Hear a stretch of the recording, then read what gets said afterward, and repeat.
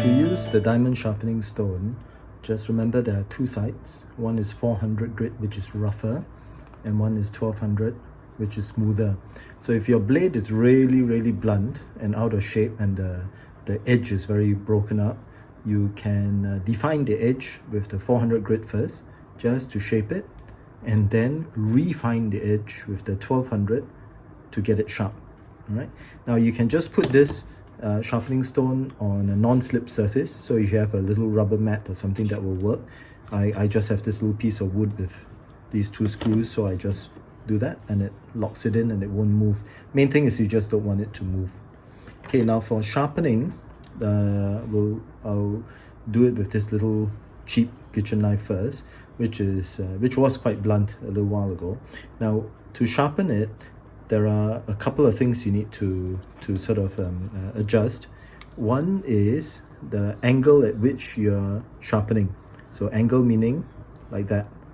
What kind? Because this determines the angle of the bevel, the edge, right?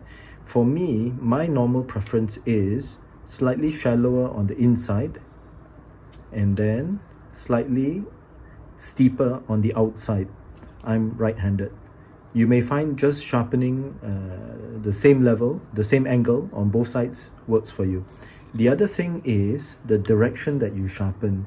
Most knives I use a slashing motion, so I tend to sharpen it this angle, or rather, sorry, this direction, right?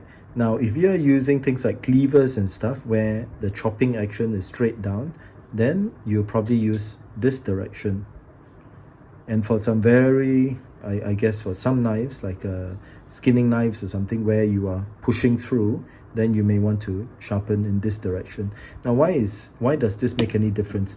Because sharpening will leave micro grooves on the surface, and the micro groove angle will determine how it bites into what you're cutting. So because I do a lot of this kind of slashing movement, I want the grooves in this direction so that when it meets the surface, it will bite into the surface and cut. Okay, but for most people who use kitchen knives and stuff, I would say keep it close to 90 degrees or maybe a little bit angled like this. All right. Okay, so those two things, just to recap, the angle and the direction. All right. Okay, this blade is not to say very sharp. It will cut, but as you can see, it doesn't bite so well. So let's see what I can do with it. I don't need to define the edge so much, but I do need to get it sharp. So, and what I'm going to do is draw the knife back with very smooth and light pressure. Don't press hard on the blade because this is very abrasive. So I just do this, keeping the angle consistent. All right. So do it a few times. Then I do the other way. Again, I'm putting even pressure across the blade.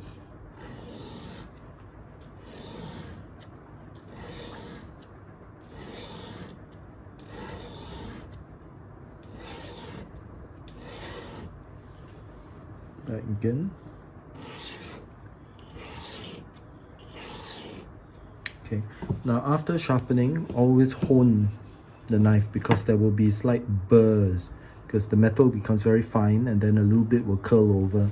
So honing it on a strop like this, or even on the edge of your wooden chopping board, will get rid of those. So let's see if there's any difference. All right. Yeah, immediately you can see the knife is a little sharper. It still doesn't bite so well, but yeah.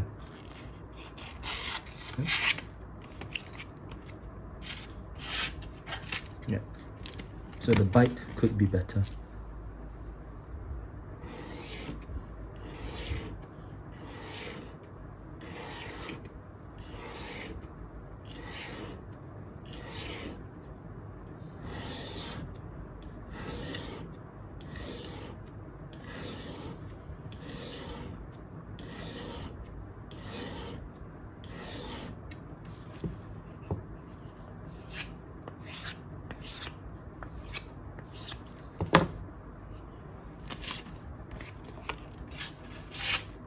much better.